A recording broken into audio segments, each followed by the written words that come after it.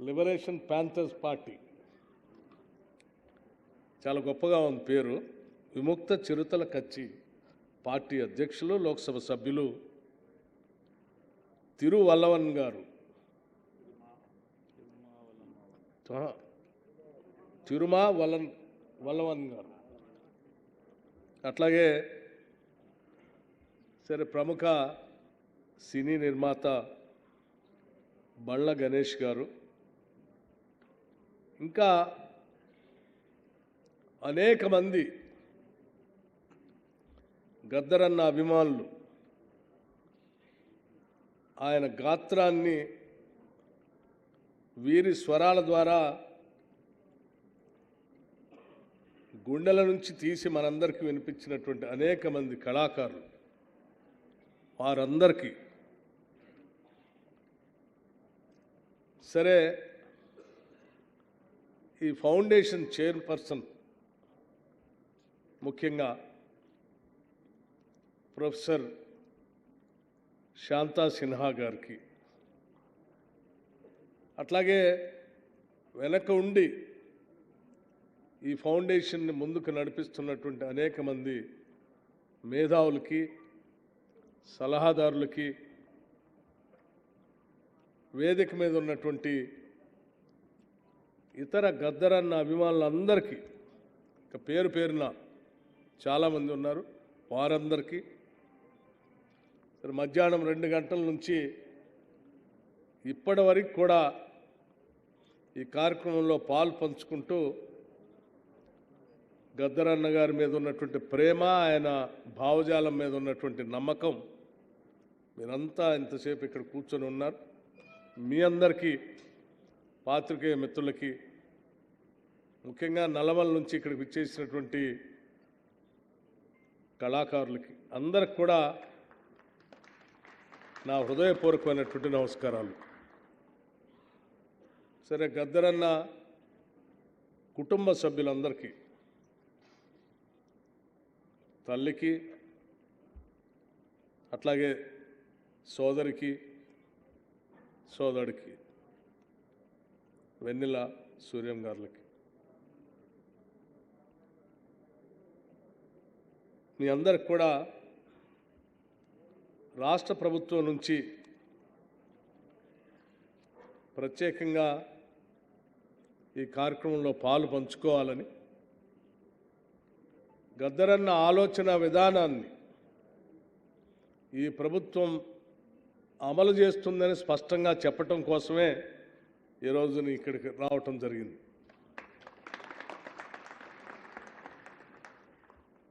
గద్దరన్న గురించి నాకంటే మీరే బాగా మాట్లాడగలరు. నాకంటే ముందు మాట్లాడినటువంటి పెద్దలు కూడా బాగా చెప్పారు కూడా. కొన్ని విషయాలు మాత్రం వ్యక్తిగతంగా అటు ప్రభుత్వ పరంగా నాకు కొన్ని ప్రత్యేకమైనటువంటి అనుభవాలు, అవకాశాలు కూడా వచ్చే వారితో ఆలోచనలు పంచుకునే క్రమంలో గతంలో ఇందాక మన సోదరుడు అద్దంకి దయాకర్ గారు చెప్పినట్టు, ఆనాడు ఉమ్మడి రాష్ట్రంలో నేను ఉపసభాపతిగా ఉన్నప్పుడు ప్రభుత్వానికి, ప్రజాస్వామ్యానికి ప్రతీకగా ఉన్నటువంటి చట్టసభల్లోకి రావటానికి వెనక ముందు అవుతున్నటువంటి రోజులు అవి. అటువంటి రోజుల్లో వారి ఆలోచనని ఈ దేశానికి, ఈ దేశంలో ఎదుర్కొంటున్నటువంటి ప్రజల యొక్క సకల సమస్యలకి తను దశాబ్దాల పాటు ఆ సమస్యల పరిష్కారం కోసం చేసిన పోరాటానికి అన్నిటికీ పరిష్కార మార్గం భారత రాజ్యాంగం అని నమ్మి వారు చట్టసభల్లోకి నన్ను కలవటానికి వచ్చారు.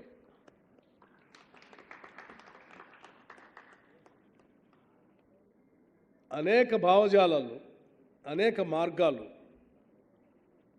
ఈ భావజాలాలు, ఈ మార్గాలన్నీ కూడా భారతదేశంలో ఉన్నటువంటి అనేక రకాలైనటువంటి అసమానతలపైన యుద్ధం చేసేటువంటి కార్యక్రమాలు.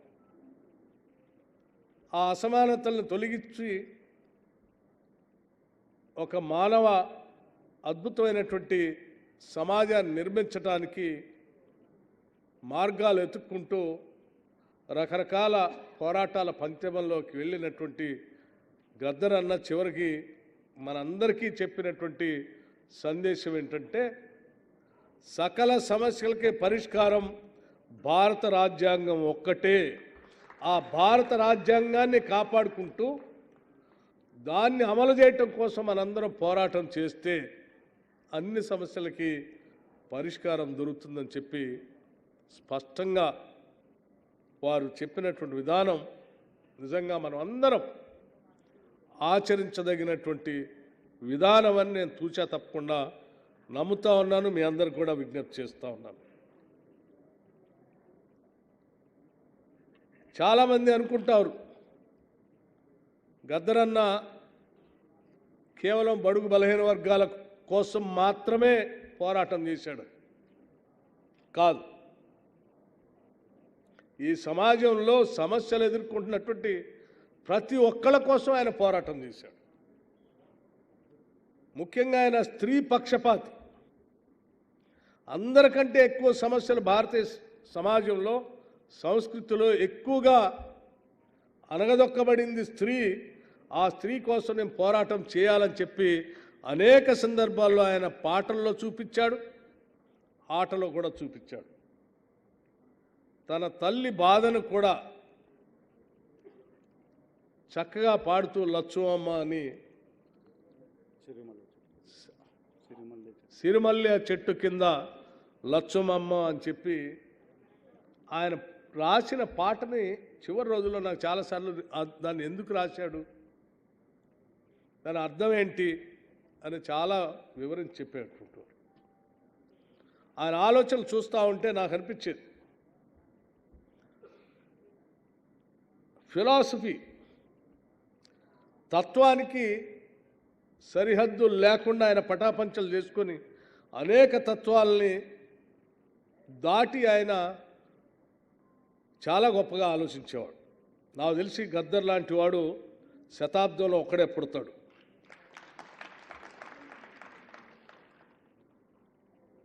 ఆయన మావోయిస్టు భావజాలాన్ని నమ్మేటువంటి వాళ్ళకు కూడా అత్యంత ప్రీతిపాత్రుడే. లేకపోతే రైటిస్ట్ పార్టీలను నమ్మేటువంటి వాళ్ళకు కూడా ఆయన ఇష్టడే. రైటిస్టు, లెఫ్టిస్టు, సెంట్రిస్ట్గా ఉన్నటువంటి పార్టీలకు కూడా ఆయన ఇష్టడే. మరి అందరినీ అంత అమితంగా అభిమానించేటట్టు చేసుకున్న గద్దర్ అన్న ఆలోచన భావజాలం నిజంగా ప్రపంచ దేశాల్లో ఉన్నటువంటి అనేక తత్వాల కంటే కూడా గొప్పగా ఉన్నదని చెప్పడానికి ఇంతకటి ఉదాహరణలు ఈ డయాస్ మీదనే మాట్లాడినటువంటి అనేక రాజకీయ పార్టీలకు సంబంధించినటువంటి వాళ్ళు చెప్పిన విధానం చూస్తే అర్థమవుతా ఉంది. అందుకే మిత్రులా మేము చాలా స్పష్టంగా చెప్పదలుచుకుని, ఈ రాష్ట్ర విభజన జరిగి ఏర్పడే నాటికి ఏర్పడటం కోసం జరిగినటువంటి పోరాటాల్లో కూడా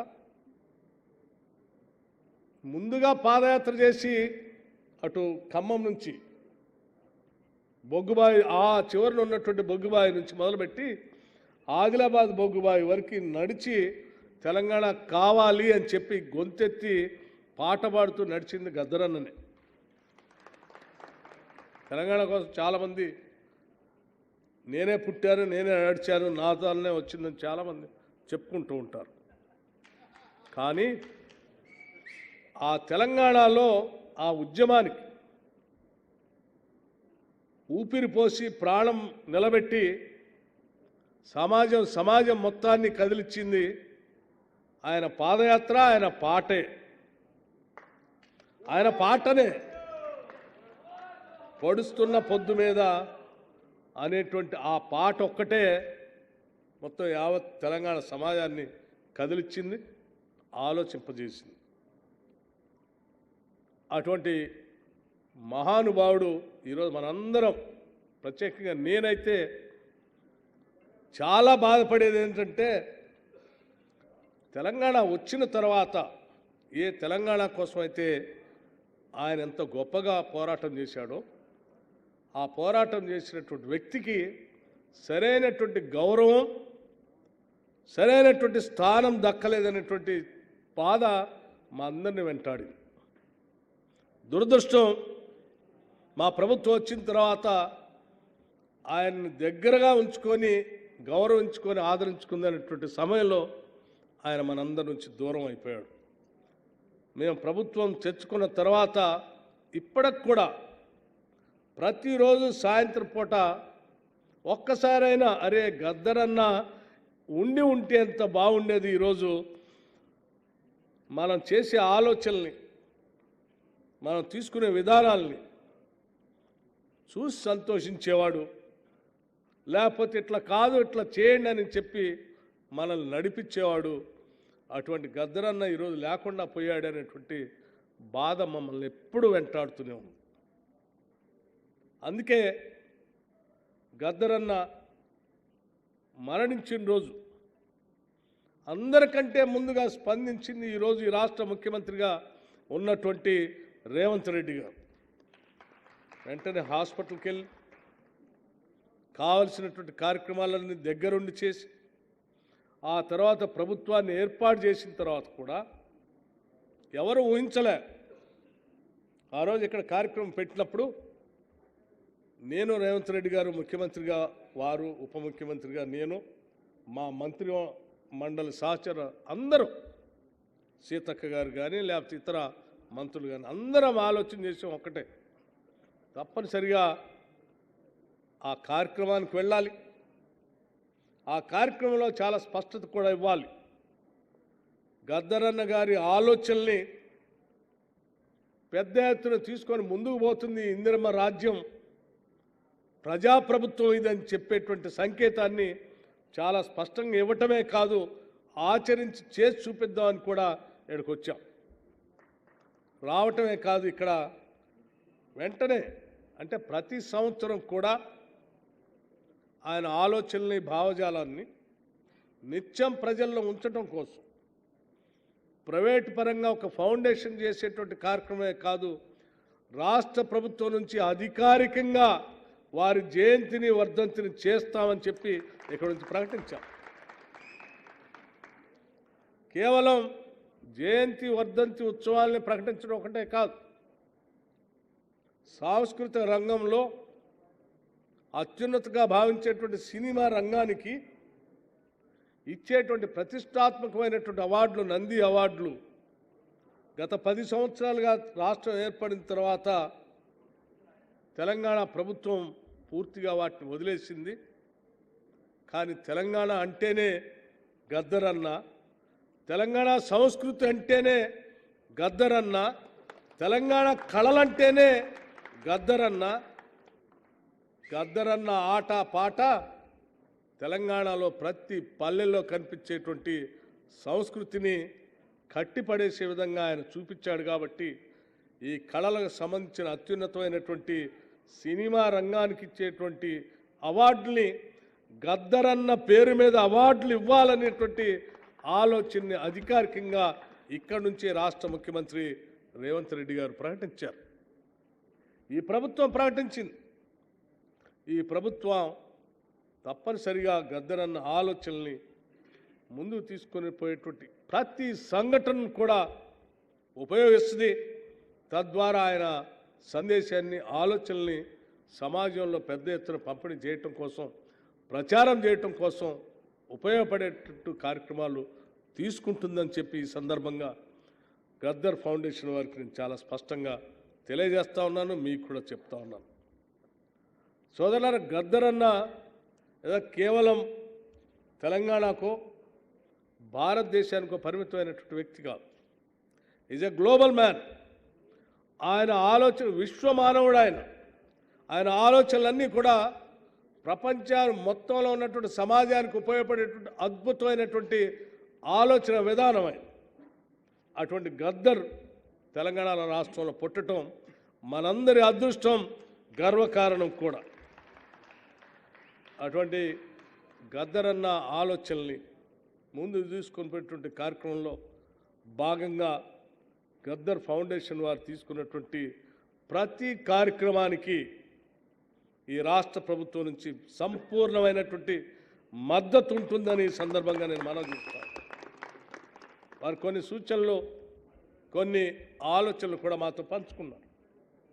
గద్దర్ ఫౌండేషన్ ద్వారా మేము అనేక కార్యక్రమాలు చేస్తూ ఉన్నాం. సరే, గోసి గొంగడి 4 గజ్జలు తప్ప గద్దర్ అన్నదే ఆస్తులు ఏం లేవు.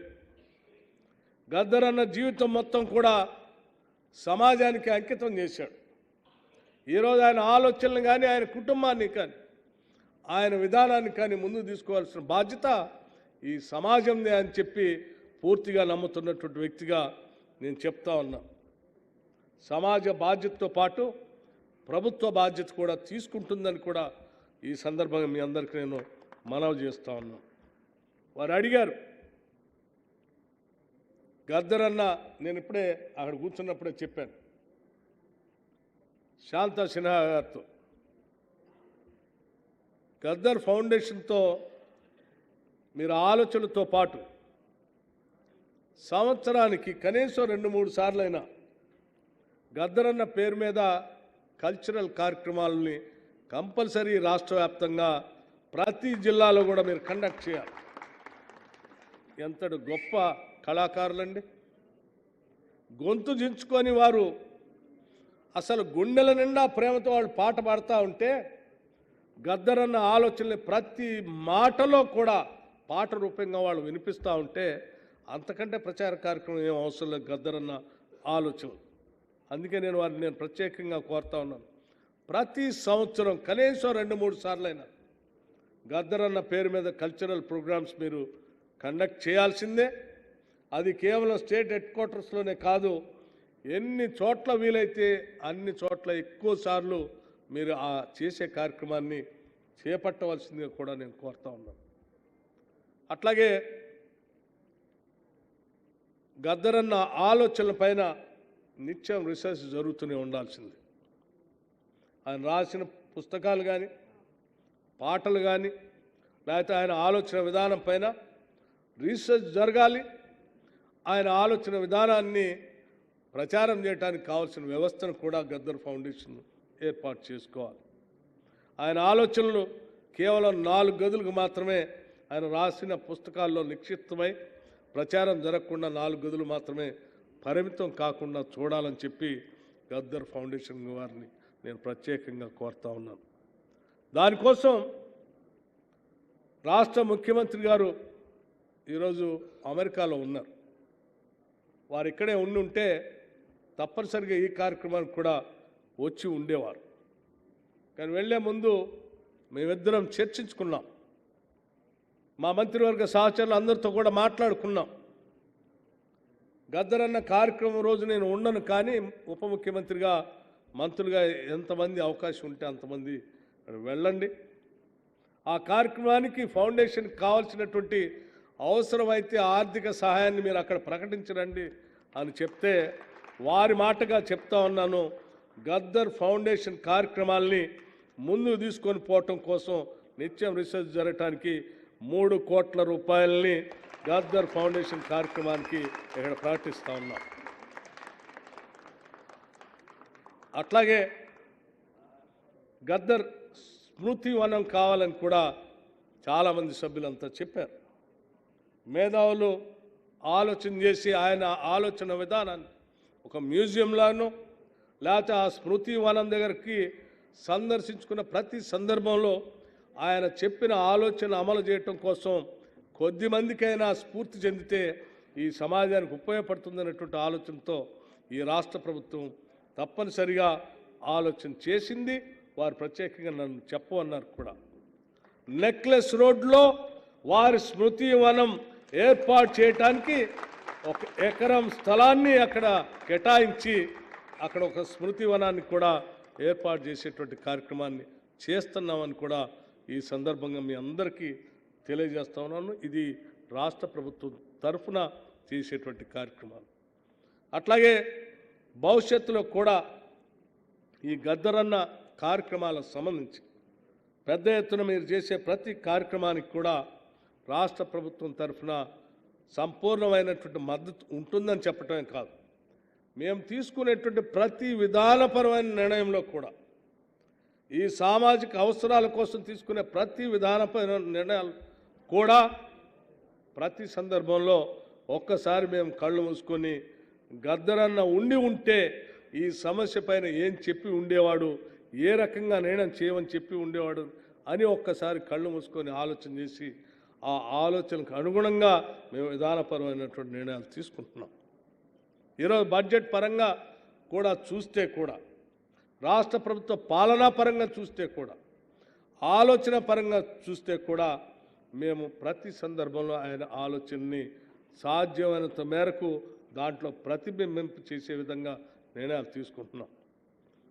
మా నిర్ణయం ప్రతి వెనక ఈరోజు రాష్ట్ర వ్యాప్తంగా ఉన్నటువంటి పేదవాళ్ళకి సంబంధించినటువంటి ఇల్లు లేనటువంటి వాళ్ళందరికీ కనీసం 5 లక్షలు తగ్గకుండా ఇళ్ళు శాంక్షన్ చేసి ఇవ్వాలనేటువంటి ఆలోచన ఆ రోజు రాష్ట్ర వ్యాప్తంగా ఉన్నటువంటి కాంగ్రెస్ పార్టీ ఆధ్వర్యంలో చేసినటువంటి పాదయాత్రలో భాగంగా అటు రాష్ట్ర కాంగ్రెస్ కమిటీ అధ్యక్షులుగా వారు కానీ, క్యాంపెయిన్ కమిటీ చైర్మన్గా మా మాధు యాష్కి గౌడ్ గారు కానీ, లేకపోతే సిఎల్పి లీడర్గా నేను తీసుకున్న పాదయాత్ర కానీ, లేకపోతే మా పార్టీకి సంబంధించిన నాయకులంతా చేసిన కార్యక్రమాల్లో భాగంగా ప్రతి సందర్భంలో గద్దరన్న గారు పాల్గొనేవాడు.